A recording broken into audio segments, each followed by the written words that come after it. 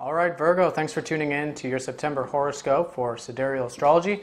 Different from tropical astrology. If you'd like a difference, please check out the description down below. And of course, to check your sidereal sign, you can also find that in the description also. All right, Virgo, so this month, let's look at Mercury, your ruler, transiting your first house for almost the whole month, up until the 20th. You have your ruler in the first. What does this mean? It means the emphasis is on you. New beginnings, new goals, new intentions, new plans being set. Speaking of intentions and manifestation, this is the month to really set your manifestations. Set your goals. Anything we write down, anything we speak, even the things we think about, manifest. And so it's about understanding this and utilizing this that's available to you this month. So being very consciously aware of what you want, okay, and setting those intentions. And it could be, it could range short-term, long-term, whatever. But it's utilizing that power of Mercury. Mercury is the messenger of the gods, and he's about exchanging information. And when he's in your first house, it's like you have Mercury on your side. And he's saying, what messages would you like me to relay? Basically to the universe. So you communicating these things, doing those mercurial things like writing things down, is essentially like telling Mercury to go tell the rest of the universe what you want. So very powerful, very impactful, and can be a very major theme for you this month as the month unfolds and future months approach. Now, he'll be there up until the 20th, and then from that point, still, same thing. He'll be in your second house. Second house has to do with your values, understanding your values. And then your intentions will change a little bit. This is going into October also. You're modifying your intentions to be more in line with all this new discovery about you. Now, the first major thing that's happening this month is Mars is changing sign. Mars is going to go into your third house. This is happening on the 4th, and he'll stay there up until through October. So the emphasis this month is on your self-expression and learning. Third house is about exchange, and Mars is about what we want. And there's a lot of this energy that I see in regards to your intentions and what you want. So here's the thing about the third house. Third house is about giving and being of service and just focusing on that. When we focus on giving value, like real value, quality, and that's all we focused on, then everything else works its way out. Everything else works itself out. We then get abundance back. We get value back. We don't have to focus on attaining anything or getting anything. It's a misuse of really the spiritual energies, of the universal energies. What we want to focus on is giving and being of service and providing value without thinking about it, without thinking about receiving something in return. Now, of course, there is obviously, we need to, put out there that we are open to receiving as well. So being open to receiving, but focusing on giving the value. And that's where Mars is. Mars is in that third house of exchange, of giving. So there's a lot of opportunity here for you to really give and to be motivated by that and to get in your desires. There's nothing wrong with wanting things, wanting abundance, wanting material things in life. But realizing that when you're focused on giving, that's how you attain these things. The more you give, the more you get. And being open to receiving. Anyways, very, very energetic month for you there. A lot of opportunities for you there. Third house is about those opportunities. So, and this is involving a grand trine, which I'll talk about here in a little bit. But at the end of the month, I think if you're doing this, there's going to be a lot of positivity around this. A lot of new relationships that can be developed from this. And a lot of you being of service to the collective. Let's go ahead and talk about it. We've got Jupiter transiting your 11th house. And we've got Uranus transiting your 7th. And with Mars in your 3rd, that's a grand trine between all three of these planets. Mars will go into aspect closer towards the very end of this month and into October. But around the 24th, we're going to start to feel this. Actually earlier, sooner than that. Some of you maybe as early as mid-month.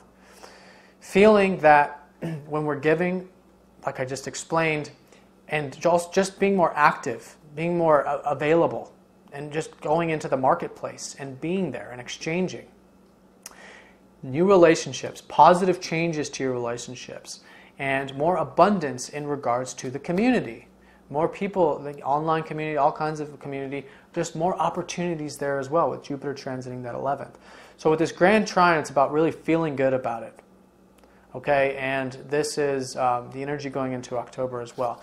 But we'll start to feel this as the month progresses towards the end of the month.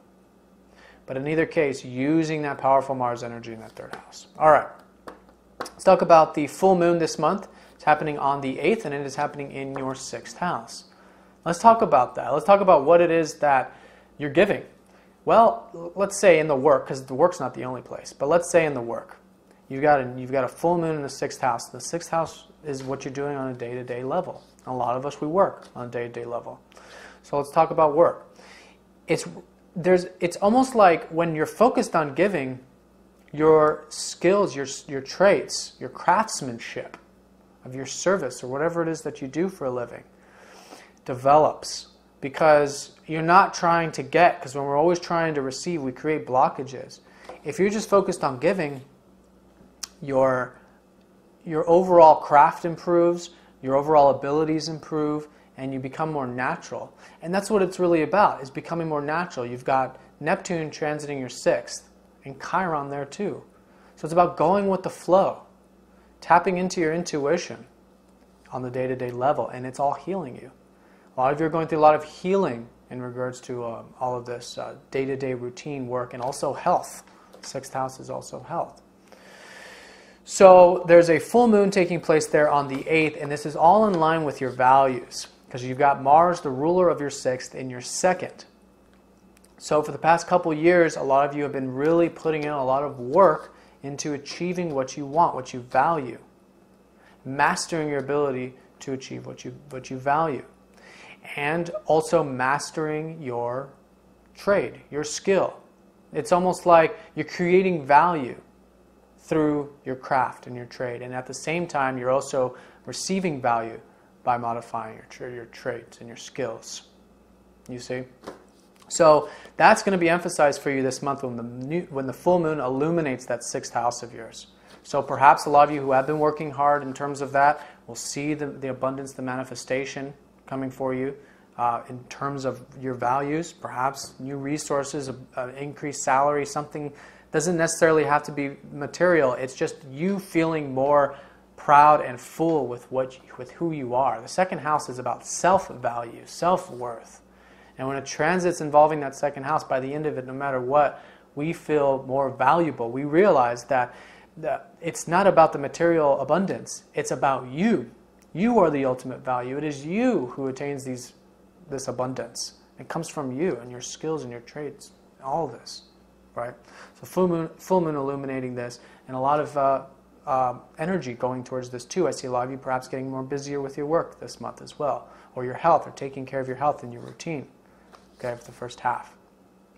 And how this contributes into your spirituality, your spiritual well-being, because the sun will be in your 12th for the first half of the month. So it's realizing when you're taking care of your health, you feel more spiritualized, more in tune, more present. And enjoying that, because you've got Venus transiting your 12th up until the 24th of this month. Enjoying spirituality this month is emphasized. But it's in a way where, again, you're taking care of your physical body, because your body is your temple. And and it's about discipline. It's about disciplining yourself. And then when it's like you realize the more you discipline yourself, the more spiritualized you become. The more light you can embody, basically. And enjoying that, and connecting to others, perhaps connecting to a lot of people in the spiritual community could be a possibility with Venus in the 12th. But overall, just connecting to others on a spiritual level, and connecting to your spiritual values. And again, putting that into your work. Now let's talk about Pluto. Pluto's playing a very significant role also. Pluto is going station direct this month in your 4th house. A lot of you have been going through a lot of changes in regards to your home, family matters. Your feelings change. Pluto is restructuring the foundational part of your chart, the bottom of the chart that rules your foundation. So Pluto's been retrograde. So as of April 15th, when he started to retrograde, there's been a learning process. And I think for a lot of you, there's been a lot of mental activity involving these changes, becoming very aware of learning how these changes are becoming positive, are creating positive things in your life. And when you're able to let go of like old emotional patterns, because the fourth house is about old emotional patterns with Pluto there, when you let go of all these old conditionings and old emotional patterns, you make way for new abundance into your life. And you make way for positive changes in your feelings. And just letting go in general. Letting go of anywhere you're too attached to with your feelings. Okay, because your feelings are very, very, very important. It's the foundation of who you are. It's your overall security. And if we become too attached to how we feel or to one thing we're feeling or past or whatever, then we create blockages and it weighs us down and it creates this tension. But if we're letting go and we're flowing, because Pluto is about flow, it's about change, because everything in the universe is constantly changing. And when our feelings are in line with that, when we, for example, we may change homes, but when we realize that our home is where we are, and no matter what, our vessel, our body, our soul is our home. And that is the feeling of being anchored and secure, no matter where you are. Feeling that, allowing those, when you release, you learn these kinds of lessons. And it's not just what I'm saying, these words are just meant to point you into your own awareness and your own lessons learned during all this. Because it's going to be different for all of you. But in either case, lessons learned certainly with this reflection this month, around the 22nd when Pluto goes direct. Lessons learned since April in regards to the changing of the foundational aspect of yourself.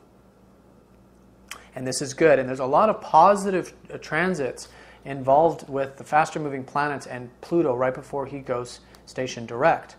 So there's going to be a lot of wanting to make changes to this part of your life, wanting to make changes to the home, wanting to make changes with your family relationships, learning more about your past, connecting to family members, connecting to your past, all of this type of stuff, connecting to your feelings ultimately. And then that's going to fuel you into wanting to make those changes in the fourth house later on in the month. Now, the new moon is taking place in your first house. So let's look at this. Again, this is a series of events.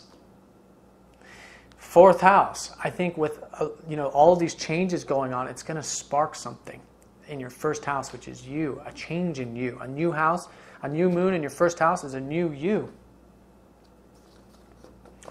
A new you emerging. And it's a you, again, emphasized by your values. Your first house is ruled by Mercury, obviously, and he's going to be in your second. So Mercury in your second house means the new moon is about your values. Understanding more about yourself is going to create a new spark and a new inspiration, a lot of new goals. Perfect time for new intentions this month, like I've already stated, but particularly around this new moon. Set those new intentions of those goals and aspirations that you want.